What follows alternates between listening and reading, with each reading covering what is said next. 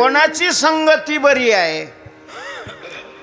आमच्या संस्थेचे आधारस्तंभ असणारे परमपूजनीय वैकुंठवासी मारुती बाबा गुरव ते म्हणत असत, असं मी ऐकलेलं आहे त्यांच्या शिष्याकडून, अर्थात वैकुंठवासी नतुसिंग बाबाकडून.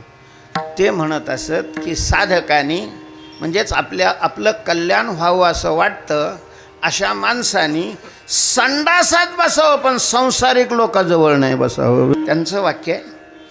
पण अर्थात ते वेदवाक्य असं म्हणायला काही अडचण नाही. संडासात बसावं, संडासाची घाण तेवढ्या पुरती येते, सांसारिक माणसाच्या जवळ नाही बसावं.